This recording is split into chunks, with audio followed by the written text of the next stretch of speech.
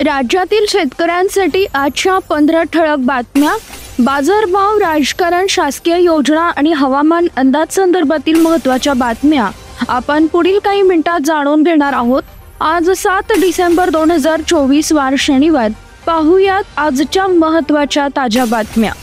राज्यात अवकाळी पावसाचा फटका, शेती पिकांचं प्रचंड नुकसान. नाशिकमध्ये अवकाळी पावसामुळे शेतकऱ्यांवर मोठं संकट आलंय. हातातोंडाशी आलेला घास हिरावून घेतल्यानं शेतकऱ्यांच्या चिंतेत आणखी वाढ झाली आहे. टोमॅटो, कारले, द्राक्ष, हरभरा, कांदा या पिकांचं मोठं नुकसान झालंय. तसंच पिकांवर करपा, भुऱ्या रोगाचा प्रादुर्भाव झालाय. त्यामुळे शेतकऱ्यांचं उत्पन्न घटलंय. शेतकऱ्यांनी नाराजी व्यक्त केली आहे.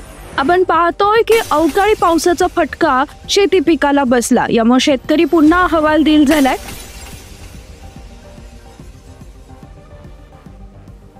कर्ज घेणाऱ्या शेतकऱ्यांसाठी आनंदाची बातमी. अखेर आरबीआय कडून शेतकऱ्यांना दिलासा.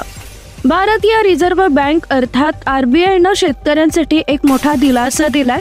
किसान क्रेडिट कार्ड केसीसी योजनेअंतर्गत शेतकऱ्यांना बिनतारण कर्ज आता 2 लाख रुपयांपर्यंत उपलब्ध होईल. पूर्वी ही कर्ज मर्यादा हेक्टरी 1,60,000 रुपये होती.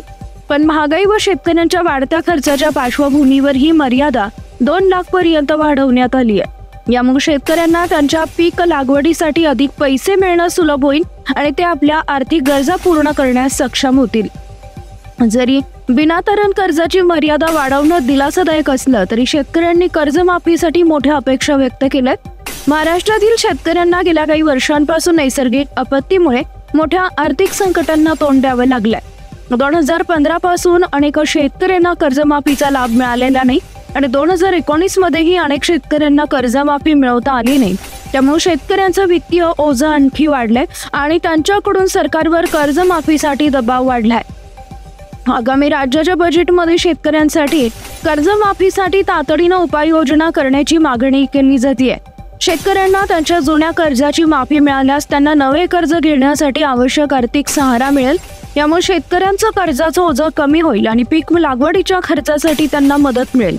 शेतकऱ्यांचं मुख्य मागणी आहे की कर्जमाफी सर्व शेतकऱ्यांसाठी लागू केली जावी. विशेषतः त्यांना जो नियमितपणे कर्ज परत करत आहे अशा शेतकऱ्यांचा देखील यात समावेश असावा अशी मागणी होतीये. शेतकऱ्यांना आर्थिक संकटातून बाहेर काढण्यासाठी कर्जमाफी व्यतिरिक्त पर्याय आहे का? तुमचे मत, तुमची प्रतिक्रिया कमेंट बॉक्समध्ये नक्की लिहा. राज्यात अवकाळी पावसाचा दणका. संभाजीनगर, अहिल्यानगर, जालना आणि नाशिक जिल्ह्यांना फटका. राज्यातील अनेक जिल्ह्यांना अवकाळी पावसाचा मोठा फटका बसलाय. विशेषतः द्राक्ष आणि कांद्याची मोठी हानी झालेली आहे. अवकाळी पावसामुळे शेतकऱ्यांना 2 मोठ्या संकटाचा सामना करावा लागतोय. एकीकडे शेतमालाला योग्य भाव मिळत नाही आणि दुसरीकडे पिकांचं नुकसान होऊन ते खराब होऊ लागलंय.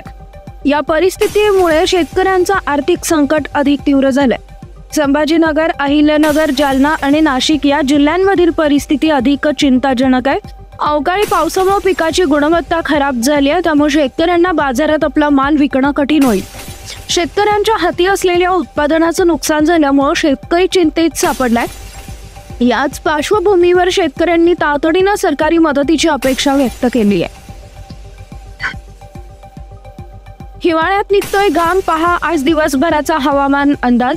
राज्यात सध्या भर हिवाळ्यात उन्हाळ्याचा अनुभव येतोय. ढगाळ हवामानामुळे चांगलाच घाम निघतोय. तुरळक ठिकाणी पावसाच्या सरी झोडपून काढतायत. कोकणात उन्हाचा ताप अधिक असल्यानं ठाणे येथील देशातील उच्चांकी 35.8 अंश तापमानाची नोंद झाली आहे. आज 7 डिसेंबर दक्षिण मध्य महाराष्ट्रात वादळी वाऱ्यासह जोरदार पावसाचा इशारा कायम असल्याचं हवामान विभागानं म्हटलंय. देशाच्या उत्तरेकडील राज्यांमध्ये थंडीचा कडाका कायम असल्यानं शुक्रवार दिनांक 6 डिसेंबर रोजी पंजाबच्या उधमपूर इथं देशाच्या सपाट भूभागावरील यंदाच्या हंगामातील नीचांकी 3.8 अंश सेल्सिअस तापमानाची नोंद झाली. महाराष्ट्रात मात्र पावसाला पोषक हवामान झाल्यानं उत्तरेकडील थंड वाऱ्यांना अडथळा आलाय. यातच उन्हाचा चटका वाढल्यानं बहुतांश ठिकाणी तापमान 32 अंशाच्या पार गेलंय. थंडीची चाहूल लागल्यानंतर अचानक पावसाळी हवामान होत वाढलेला चटका अधिक तापदायक वाटतोय. राज्याच्या अनेक भागात अंशतः ढगाळ हवामान झाले असून बऱ्याच ठिकाणी किमान तापमान 20 अंशाच्या पुढे गेल्यानं थंडी नाहीशी झाली आहे. दिवसभर असलेल्या ढगाळ हवामानासह कमाल तापमानात वाढ झाली आहे. ठाण्यासह सांताक्रूज, रत्नागिरी, सोलापूर, ब्रह्मपुरी इथं तापमान 35 अंशापार गेलंय. शुक्रवार दिनांक 6 डिसेंबर रोजी सकाळपर्यंतच्या 24 तासांमध्ये नगर आणि नाशिक, छत्रपती संभाजीनगर जिल्ह्यात काही ठिकाणी हलक्या ते मध्यम सरींनी हजेरी लावली. आज दिनांक 7 डिसेंबर रोजी राज्यात अंशतः ढगाळ आकाशासह दक्षिण मध्य महाराष्ट्रात तुरळक ठिकाणी विजांसह पावसाची शक्यता असल्यानं सतर्कतेचा इशारा अर्थात येलो अलर्ट हवामान विभागानं दिलाय. राज्याच्या कमाल आणि किमान तापमानात हळूहळू घट होण्याचा अंदाज आहे.